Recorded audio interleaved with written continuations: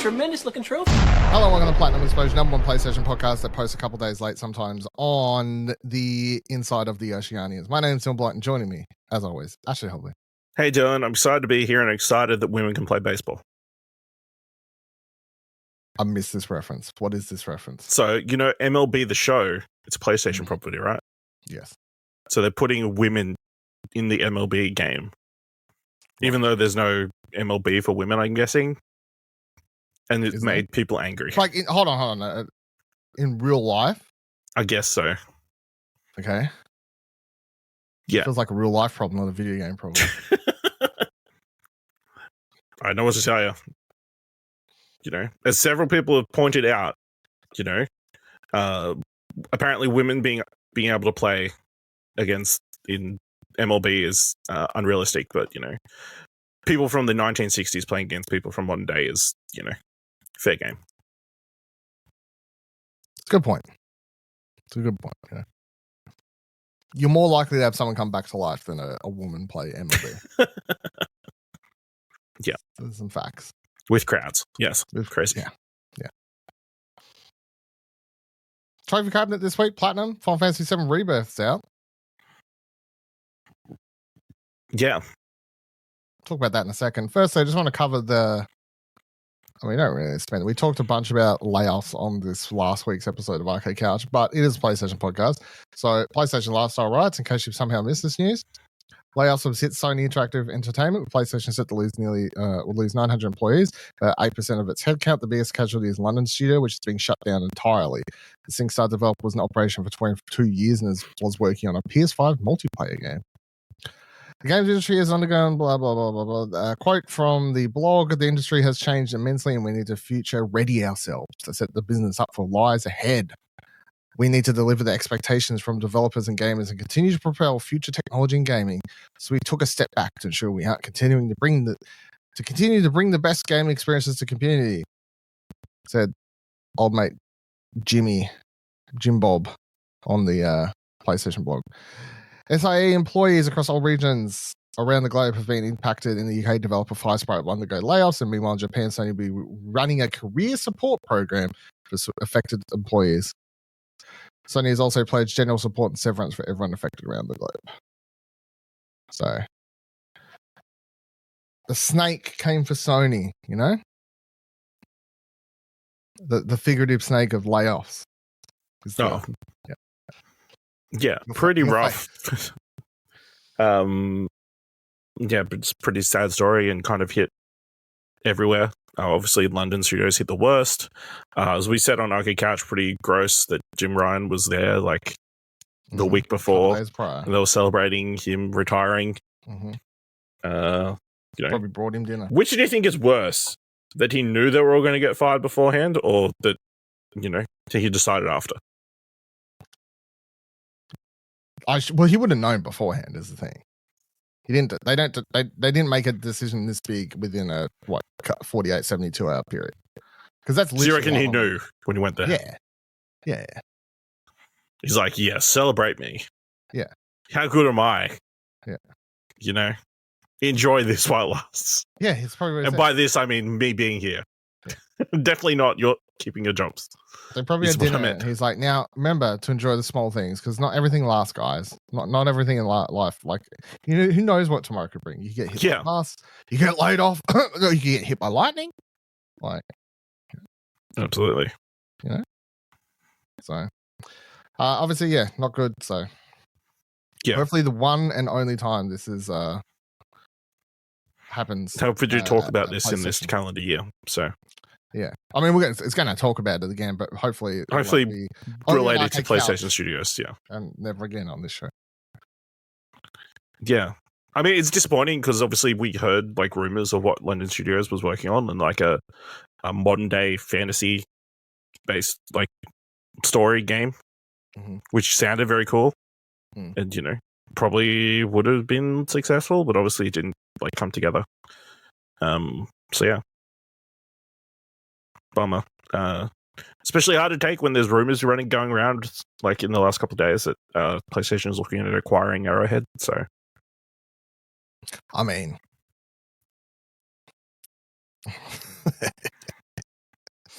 It's that hard thing of like you'd be like, that'd be dumb not to, but also it'll come across ridiculous when they talked about having to like let go of a bunch of people. Yeah. So, all right. We'll talk about them in a little bit. Arrowhead, Helldivers.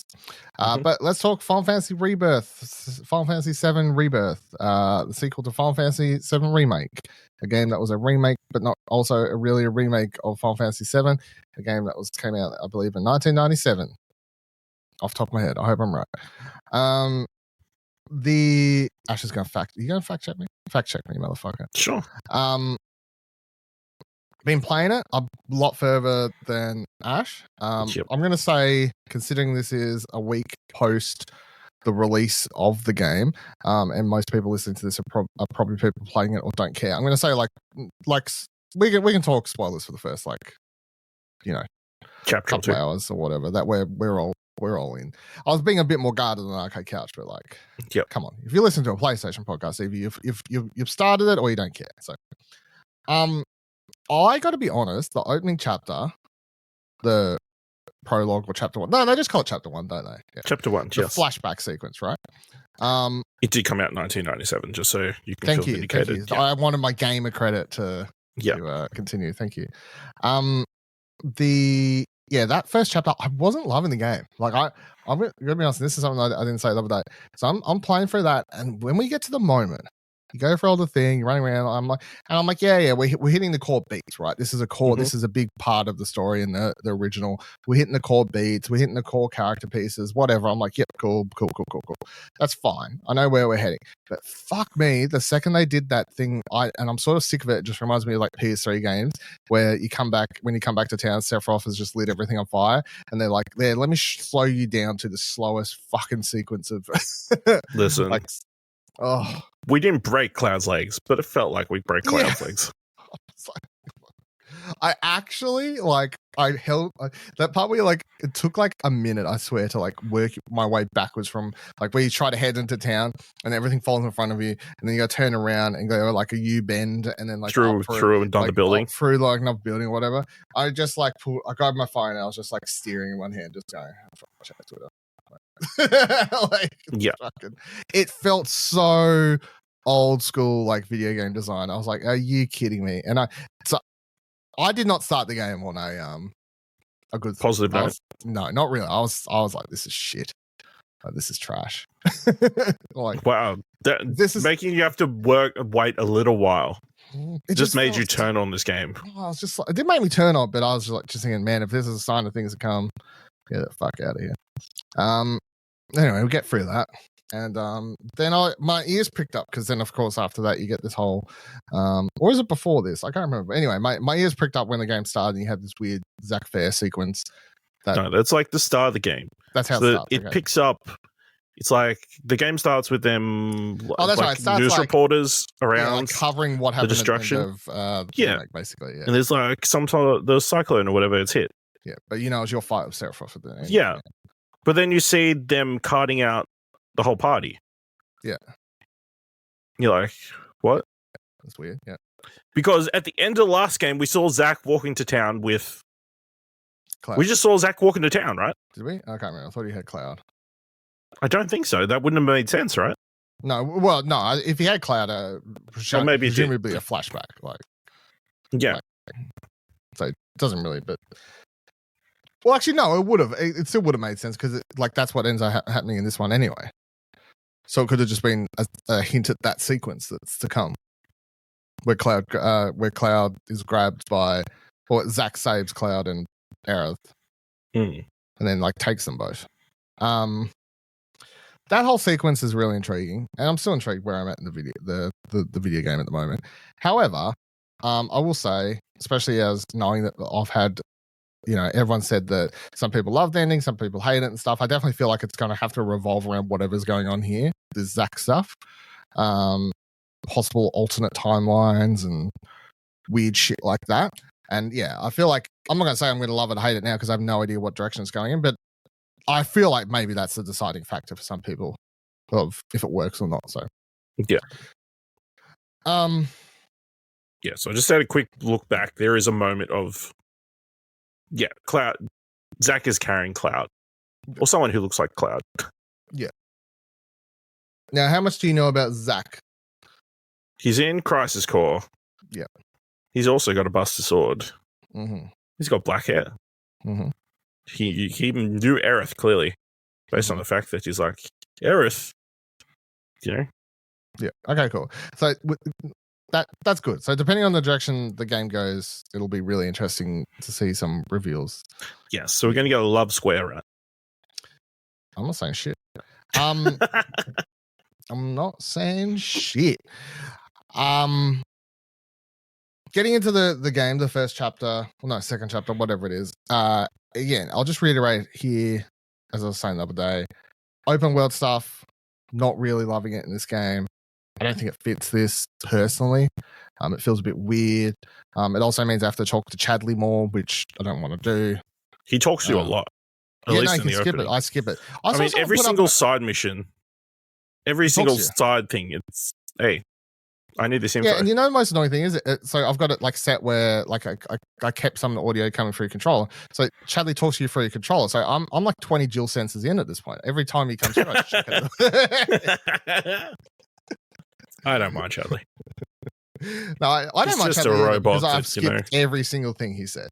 Like that motherfucking phone rings and I know he's about to speak. I'm preemptively holding triangle. Skip scene. There's important information in there that he wants to find out. Nah, don't give a fuck. Do not give a fuck about what Chadley has to say. And then that other girl, robot girl, turns up and I say, I don't care what you have to say either. Skip. Skip. I haven't seen her yet. She'll show up. I think she just shows up if you go do a certain side mission. Well, then she's like, I'm here to talk to you about things. Okay, cool. Oh, I think she showed up for me the first time I went and did one of the you gotta take on monsters and get like 3 challenges. Have you not done any of those? No, I'm still very behind. No, you can literally do that straight from the game. It's like one of the very earliest open world objectives. It just means you haven't gone and done one. I guess not. Yeah, like the open world objectives, wherever that spot is. Yeah, open world objectives. Like after you get the. So I've been to the Chocobo town, and then I cleared out all the objectives around that except for the swamp section, and I went back to town. Like behind it, right? Yeah, and then like sort of say diagonally down, probably 500 meters is the first one of these. No, maybe I missed it. Yeah, it's not that far, but. Yeah, so for some reason this girl shows up and she's like, Chadley told me to help you, and she tells you monster facts or something. So sounds like important stuff that you should probably listen to. You know? Yeah, no, good. Hit the monster with my sword. It dies. Fucking fair enough. Solved it. Yeah. Fire, ice, water damage. Got him. Lightning. Bang. Yeah. Solved it. Switch to Barret. Flying monster. Bang. Dead. Moving on. Yeah, so all the open world stuff, as I was saying, like it just feels very much like, hey, we've got an idea for how we want to tackle the more open world aspects of Final Fantasy VII, and we're just going to Ubisoftify it this time. You know, like I was thinking about, even though I don't love Final Fantasy 16, but that felt like a better open world to me. In fact, I'll go as far as to say Final Fantasy 14's open world felt better to me. And I know that's a hot topic of discussion. Well, you'd hope so if it's a massive open world. Driving in an MMO. In my car. No, sorry, not 14. 15. Yeah. 15. Limousine. I'd say all those open worlds, I would prefer than this one. This one just feels very filler. Towers and random shit. Like none of it feels. Maybe the next section. No, because I've tried at least a few optional objectives in every single open area. How far along are you? Chapter 8. Okay. I'm like 3/4 of the way through the game, I think. I'm at the golden saucer for people who want to, who know what that means. Okay. Who played it. That's where I'm at. Golden saucer. Cat Sith. Kate Sith, however the internet worlds decided we call that character. Well, I guess you'll find out once haven't they said their name? They have. You just can't remember. They got a fucking accent, man. I can't. Hasn't somebody else said their name? No, not yet. No, not yet. I mean, there's also a point where Yuffie turns up. And I'm like, now, I swear to God, if they go, "Hey, Yuffie," my childhood's over. Like, I'll be like, if I can't. The funniest thing to me is I'm thinking back, like they did that movie Final Fantasy VII Advent Children, which I've watched a fuck ton of times, right? Yes. And I'm like, did they never say this character's like name? I'm trying to think, like, I don't know if they ever did. Maybe they didn't. I don't know. Or maybe I never paid any attention. I don't know. Never thought about it. Anyway. Yeah, I'm enjoying the game. I'm really intrigued. The thing I'm enjoying the most is just the characters and stories. Gameplay's good. I think the combat's fine. No, it's good. Like, so the open world is just something you have to deal with. It's not open world's deal just breaker. Like, yeah, it's not deal breaker. It's just like, just feels like very bloated. This game. You know what I mean? That's what I'd say. Because between all the open world objectives and then half of them, every now and then the game's like, here's the 20th mini game I'm going to introduce to you. I'm like, here's a card game. There's a lot of mini games. By that. Here's a fucking there's another mini game introduced that like is a fucking real-time strategy game. And then they're like, every now and then they like introduce a whole bunch of race a bunch of chocobos around this place. Race some chocobos. And then you go to when you go to the beach town, they're like, here's fucking a million different mini games. Now I'm at the Golden Saucer and they're like, here's fucking 15 of them mini games. I'm like, this fucking game has so many mini games. Yeah, it's bang for your buck. You buy one game, you get a bunch of mini games. I didn't ask for Mario Party. I asked for Final Fantasy VII Rebirth. This is the closest PlayStation's going to get to Mario. Probably. It's not a deal breaker. I don't think it ruins the game. I just feel like it's I could if it was a movie, you know, it'd be like, hey, a lot of this stuff should just been edited out, you know, like deleted scenes. Just kills the pacing.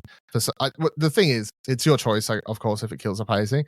But I feel like, obviously, if you get too distracted, it is that like trope and thing that's brought up about like how they're like, we've got to chase these. So the story. Now, you and Kieran were very confused the other day about what the story is. I didn't want to say too much, but I'm like, you just aren't paying attention. It's very obvious. Like, they say it a million times.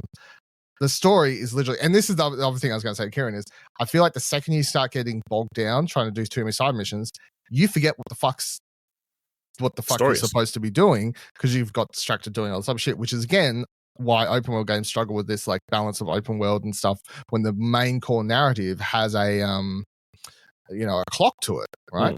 Because you're trying to follow all these hooded figures, and these hooded figures are presumably / hopefully going to lead to Sephiroth, because the ultimate goal is to find Sephiroth. Where is Sephiroth? The Organization 13. Yes. Okay. Yeah. Fucking Makes redhead sense. Dude's going to show up, whatever his name was, Axel. So you got to follow all them, but then you'll have cutscenes, right? So you'll enter like the new open world area, and they'll be like, you'll see some hooded dudes. They're like, oh, they're headed towards the town over there, right? So we should go to that town, and then you'll spend 10 hours doing side shit in the open world. You're like, okay, so at this point you've lost the hooded figure dudes. Doesn't make any sense. Like you know what I mean? It's that narrative dissonance. Yeah. Yeah. So, do you think it's a case of they're like, man, we need these players to grind for levels. They're gonna have more fun doing crazy mini games and different objectives than fighting a bunch of monsters constantly. I don't think so, because I feel like, and I could be wrong because I don't think the game tells you, but if you ever look at some side quests, they'll say a suggested level, right? Some other ones say level scale. I'm assuming in the background every single story mission is level scaled. So it always has the same level of challenge, because that would make sense. It would. So, no, you don't need to grind. Then it's like they just wanted to put that stuff in. Yeah. They just really wanted that third game. Maybe. They're like, fuck, we could have done it in 2, but we said 3. Damn it. Let's stretch this fucker 3 out. is a good number, yeah. But it's one of those other things too, where as someone who's been primarily just doing the main quest, it's still like a 30 to 50 hour game even without fucking around. So it's like, was it necessary? Could we have had a more concise? Well, it sounds like you are having a more concise game. I am, you know? And as I said to Kieran, the reason I'm playing, you just choose not to partake. Yeah. Anyway, do you have any other thoughts before we move? No, I'm still very early on. I'm looking forward to playing more. Yeah. All right, we'll probably just talk about when we both finish at this point, or at least I'll talk about when I finish it and play catch up after that. We'll do a spoilercast down the road. Did spoilercast for the first one, so. Oh yeah, what's the thing with Tifa and Cloud? Because what do you mean? She's like, oh, I don't remember him ever being in town when Sephiroth was there. Now, if I told you, I'd have to kill you. Okay, cool. That is not. That is a. Well, hold on. Let me put it this way, if it helps you feel better. That is not a remake specific plot. No. That is a original storyline plot. Okay. So it will get explained. Don't worry. All right. She's a clone. It's all the rage. Everybody, cloning everybody. You said it.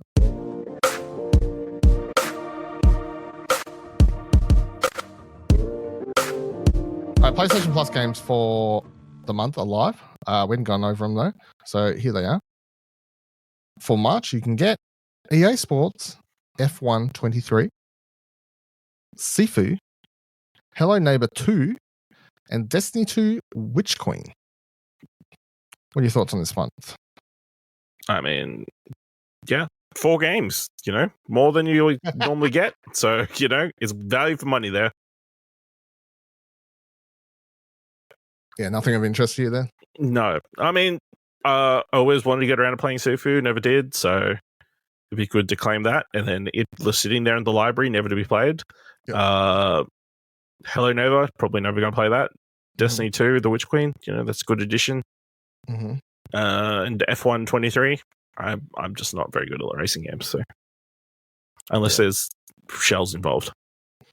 It's a fine month, especially in a month where there's a massive game that there's a massive RPG instead. that just released that a lot of people on PlayStation are playing, and then you've got Rise of Ronin coming up, obviously. Yeah. And like, Helldivers 2 that everybody's playing. Helldivers 2 that everyone's still playing, so it's like, it's fine. Whatever. My pick would be Sifu, obviously, though, so as someone who loved that game and hated my time with it at the same time.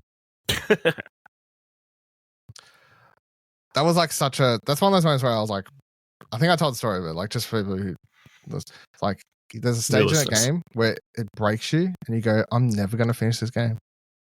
I cannot finish this game. Like I just do not have it within me. I keep getting too old. And then you become one with the character in the game. You click like Neo.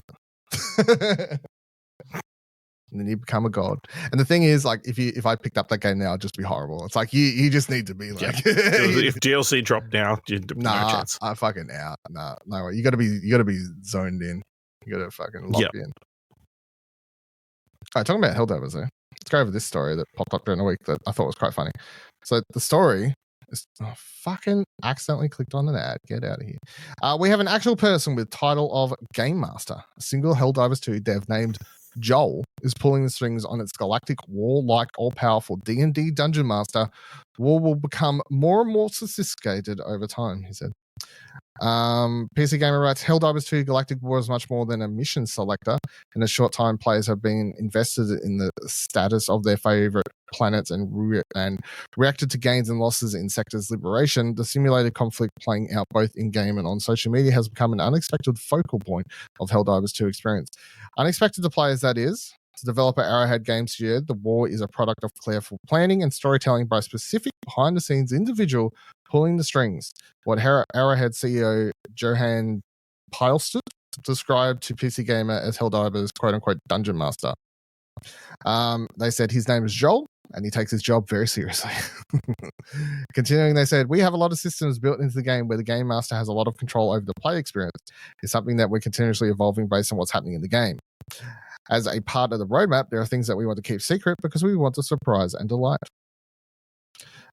Piles said Dungeons & Dragons has been a major inspiration for Arrowhead. The studio aims to replicate collaborative, reactive storytelling of tabletop gaming in Helldivers 2, acknowledging the differences between designing a campaign for a small party versus millions of players.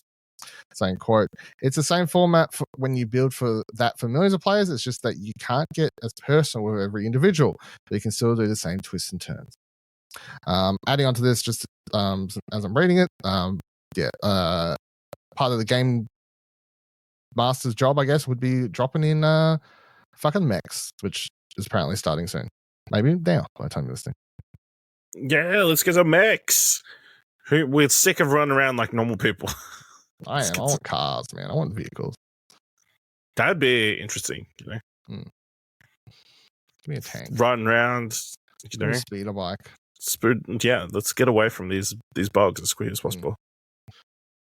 Get the bugs bikes too. Make it fair. I don't. They drive around with little vans. There's like 6 of them all piled up. It's fine. Let them do it. What do you think of this? What do you think of this? Right? I thought it was quite funny. Just the fact that this one dude, this one dude is responsible for changing. And the whole internet knows his name. They're just like, Joel, you fucker. Yeah. So when they're losing the war, like fucking Joel. Yeah. Just ruining my day. Mm-hmm. Yeah. I mean, it's cool. Adds an extra layer to it. I don't know. Every time I've played Helldivers, I haven't seen this world map. All the, you know how it's supposed to come up with how many lives and that kind of stuff. No, I have, but it always comes up as 0. Okay. Yeah. It's weird. Okay. It's probably a PC thing. No, I'm saying that. No, it's probably because I'm playing on PC. It's not working properly. Right. Okay. Yeah. Yeah, I think it's very cool that they've got someone behind the scenes just sort of balancing and throwing things. Just fucking with the players. Yeah, just fucking with the players. I like that. I think it's cool because you do wonder, like, who's making these decisions? And like, is it just some algorithm that's choosing what planets and like how things are playing out? And then to find out it's actually someone doing it. I'm like, that's cool. It's cool the way that's all playing out. Yeah. So, but yeah, I mean, obviously, Helldivers 2 continues to be a massive success. And yeah, seeing the rumors about PlayStation potentially buying them, as I was saying before, as ridiculous that is, coming off the laying off 900 people, it would also not be super surprising given that this game is currently PlayStation's biggest success. And it's definitely a surprise success for them. I feel there's no way they expected to. Not to this level. Arrowhead didn't expect it to be this big. So I think they were expecting modest sales, like to get a solid return on their investment. But for it to be as massive as it is, very surprising. Yeah, absolutely. Like trying to build all these live service games, and the one they had that turned out to be a huge success. They were just like, yeah, just put that out. I mean, yeah, I'm sure it's like, if a game is built for live service, then maybe it succeeds. Not trying to manufacture, something into live service. So hopefully that's been the case with the games they're working on. Can we address the Helldivers related story that we didn't talk about on OK Couch and stuff, about a bunch of people trying to scam Steam players on into buying scam versions of Helldivers 2? Yeah, so it's because it was happening to Power World as well. Something else, I think. Steam just needs to fix it, I think so, because the reason they're doing it is because people with shitty games on there are just changing the names of the It games. is the dumbest scam you could run. A dumb scam, but it's working for some reason. How? Because getting a refund on these things is the easiest thing possible. It's not like you boot the game up and you play 2 hours of this shitty platformer thinking it's Helldivers 2 and you're like, oh, I guess this is what I was expecting. And then you make yourself ineligible to get a refund. Maybe they think the game's that good that people won't ask for a refund. Like, man, we just need people to start playing and then they'll realize how good this game is. Unlikely. I think it's it's probably just like a flash thing. It's a 2-hour loading screen. That's what it is. It's like the title of the game, loading, waiting, hoping they wait till the 2-hour expiration on the refund goes through. Because I can't imagine how they're making any money on these scams. I know there must be, as they wouldn't be doing it, surely. I guess the only possible way is someone buys it and doesn't install it straight away. They're like, oh, it's on sale. I'll buy it now. Well, a lot of people probably do that. And I'll just let it sit in my library until it's like 30 days or whatever. And then you can't get a refund. So that, well, I guess props to them for figuring out that they could do this, but, for finding this loophole, I guess, on the Steam front to be able to list your game as another game and use a bunch of metadata and stuff on the back end. That seems like seems like they should shut that down pretty quickly. How was that even a thing to start off with? You know, crazy. All right, and finally for this week, sometimes PlayStation likes to team up with other countries to do a hero project. This week, they have revealed 5 games from the India Hero Project. And when this happens, we like to play a little game called Would You Wishlist? I'm going to read the description of each of these games from the PlayStation blog, and Ash is going to tell me, would he wishlist or not? This feels like the reversal or something.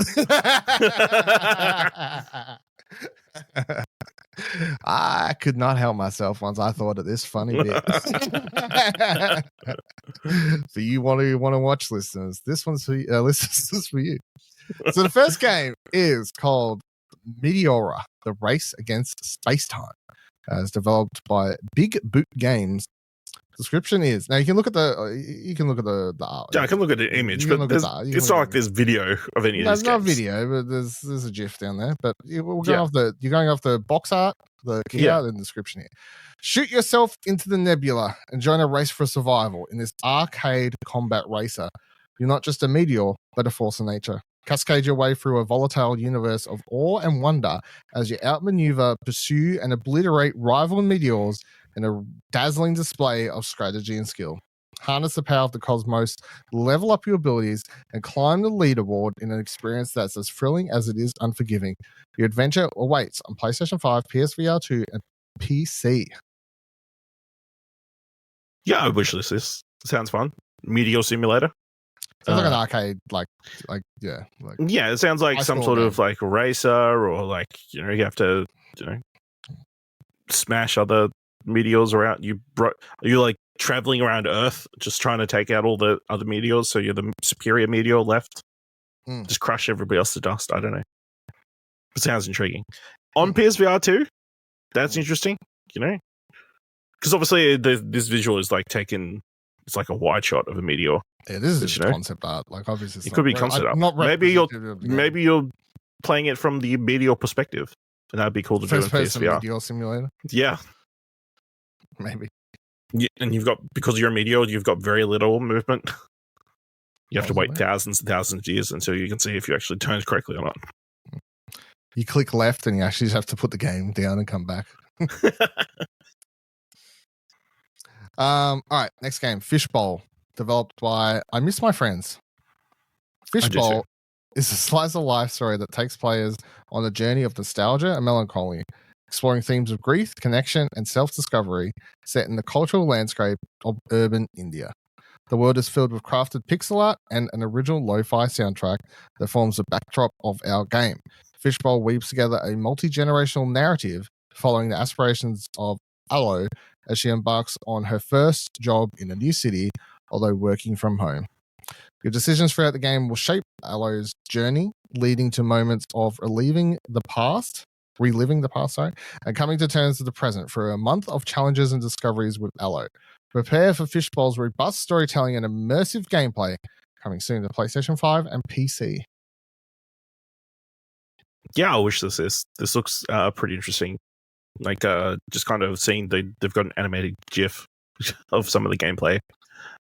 It's got like old school JRPG vibes, but also got like some more modern like mini games and that kind of stuff. Looks like it's got like a music unpacking level and music builder in it or something. Yeah, some sort of rhythm thing, or yeah, it looks interesting. Wishlist that. Next game. Do you think this is Mukti or Mukti? Mukti? Mukti? Mukti. I'm going to say Mukti until I'm told otherwise. Mukti is a developed by Underdog Studios. Mukti is a first-person story exploration game set within the immersive environment of an Indian museum, delving deep into a critical social issue, human trafficking.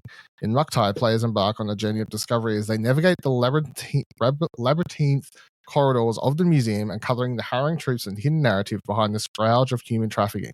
Through rich storytelling and immersive gameplay mechanics, Muktai invites players to confront the realities that victims and survivors face, shedding light on the pressing global issue. Drawing inspiration from authentic narratives and meticulously researched historical context, Muktai aims to raise awareness, provoke thought, and inspire action. Each interaction within the game is designed to provoke empathy, spark dialogue, and ignite change. Launching on PlayStation 5 and PC, Muktai offers an impactful gaming experience that enlightens and empowers. Yeah, I'll wish this one, but mostly just so I look like a good person for wanting to play a game about human trafficking. You wouldn't actually want to play a game? I don't know. Yeah, it seems like a loaded subject that may be difficult to tackle in a video game. In the medium, yeah. I'm wondering how it works, like, because in the museum, delving into critical social issues. Like, yeah, interesting. Yeah. All right, next one. Requital Gates of Blood, developed by Holy Cow Productions. Requital Gates of Blood is a 2D It's an Indian game. It's called Holy Cow. That's cool. Requital Gates of Blood is a 2D side-scrolling action platformer inspired by Egyptian mythology set in the mystical underworld of Duat. Players assume the role of Zahara, traversing the afterlife to defeat the mighty guardians of the Gates of Duat. For a series of intense boss rush-like encounters, players confront powerful gods, demons, and beasts. Embark on your journey of retribution from the celestial Nile, delving deep into the dark and twisted realms of the Duat. Engage in immersive interactions with entirely hand-drawn characters and environments as you unravel the lore that permeates the enigmatic underworld. Launching on PlayStation 5 and PC, traverse the gates of Duat and forge a path through the afterlife. Yeah, I'll wishlist this one. Yeah, I'm down to fight my way through the underworld with a bunch of lore. Yeah. Never been done before. No. Well, this one is 2D. True. Side on. Side on. I gotta be honest, like, looking at the key art here, I'm like, you look a little Hadesy. I don't know. It's like really Prince of Persia. Yeah, the real Prince of Persia. All right, next game. Suri, the Seventh Note. Developer. You'll need to unlock your iPad first. Oh, fuck, because I said Suri. Fucking hell. I can't say the game's name. That's pretty racist. that's pretty racist, Siri. Fucking hell, there's too many Apple things around here. Anyway, from now on, I'm just going to call the game the Seventh Note. You're going to call it Suri, the Seventh Note. Yeah. Is a 2D action exploration game set in the enchanting backdrop of a mythical India. A world brimming with captivating Indian mythology-inspired narratives, vibrant characters, and mythical locales. From the floating temples in the Himalayas, the lost forts of Rajasthan, ancient jungles nestled in the Western Ghats, and many more. Platforming meets a unique musical dimension as the game's world synchronizes seamlessly with an enigmatic beat. No, I'm going to pass on this one. Yeah. I'll be honest. I'm not a rhythm person, so... Yeah. When I read them all before, I feel like this one was the only... these next two are the least... Well, that was it, right? That's the last one. Is it? Oh, that was the last one. Sorry. It literally says "Sorry, the Seventh Note." Yeah, true. Sorry. Yeah. So just that one. Then, it's very. It doesn't have anywhere near of a clear description, does it? Well, no. I mean, it sounds like an interesting world, but yeah, rhythm games are just I can't do it. Fair. All right. So Ash invested in 4 out of 5 of those games. You can let me know what you would wishlist. I'm sure history will be the judge of whether I chose right or wrong. Whether Ash chose right or wrong. Let me know what you would have chosen by tweeting at us or joining our Discord, explosionnetwork.com/Twitter, explosionnetwork.com/Discord. Head on over to explosionnetwork.com to check out the rest of the website and find what you want to watch if you want to find out what the funny little reference was here. If you like this episode and want to support it and or Explosion Network, head on over to our Ko-fi page at explosionnetwork.com/support. And until next week, remember, every trophy counts.